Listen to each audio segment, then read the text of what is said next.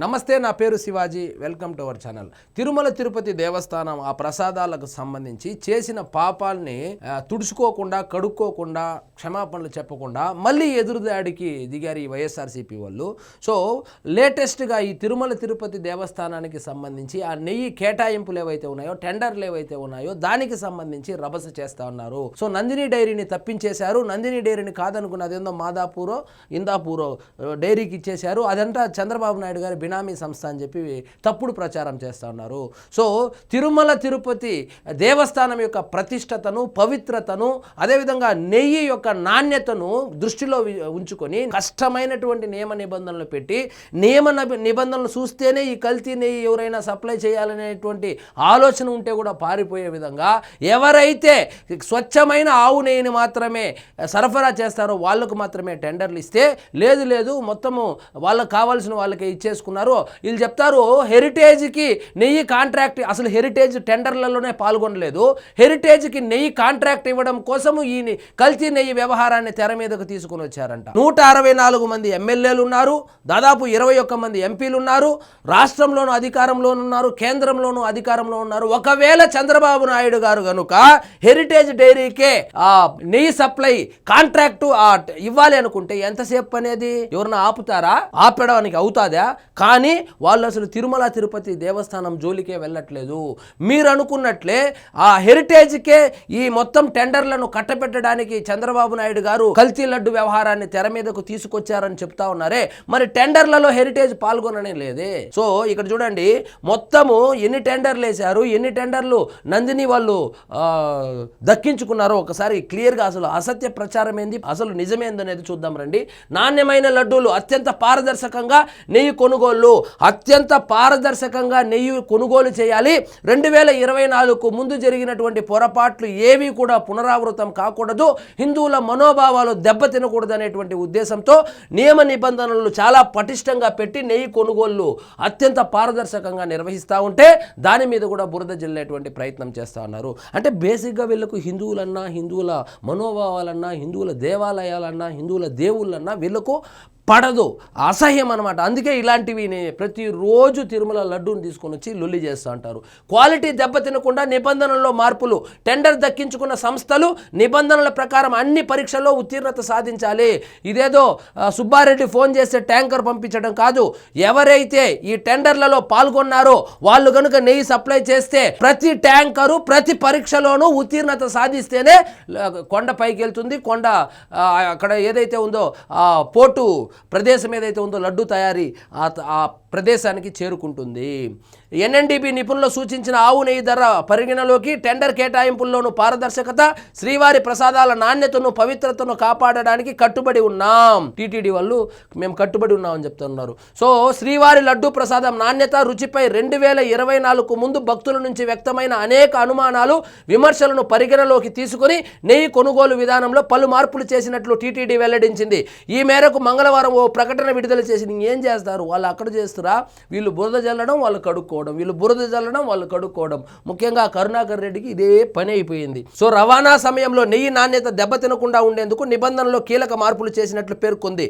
Tender దక్కించుకున్న dairy సంస్థలు ఎన్ఎండిబి నిబంధనల ప్రకారం అన్ని పరీక్షల్లో ఉత్తీర్ణత సాధించాలని చెప్పి ప్రకటించింది. ఇక చూడండి, ఆరోపణలు నందిని డైరీని తప్పించారని చెప్పి వైఎస్ఆర్సీపీ వాళ్ళు పని కట్టుకొని దుష్ప్రచారం చేస్తున్నారు. వాస్తవం ఏంటంటే 2024 నుంచి నందిని డైరీని తప్పించారనే ప్రచారంలో వాస్తవం లేదు. మొత్తం 7 టెండర్లలో 4 నందిని డైరీకి దక్కాయి. వాళ్ళు వేసినటువంటి టెండర్లు వాళ్ళకి ఎంతకు వర్కౌట్ అవుతుంది అనేది అది వాళ్ళ ఇష్టము. సో మొత్తం 7లో 4 టెండర్లు నందినినే దక్కించుకుంది.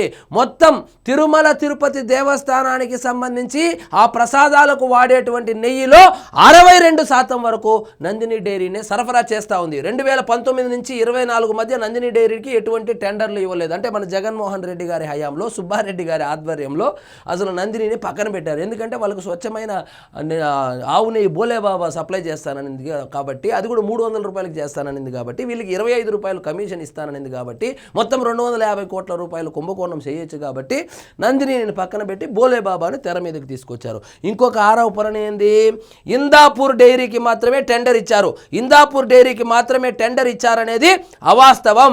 7 టెండర్లలో ఈ సంస్థ కేవలం 2 మాత్రమే దక్కించుకుంది. మొత్తం 10 లక్షల కిలోల నెయ్యి సరఫరాకు ముందుకొచ్చింది.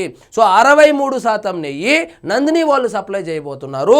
అదేవిధంగా 10 లక్షల కిలోల నెయ్యి ఏదైతే ఉందో అది మాత్రమే ఇందాపూర్ అనేటువంటి ఆ డైరీ సరఫరా చేయబోతుంది.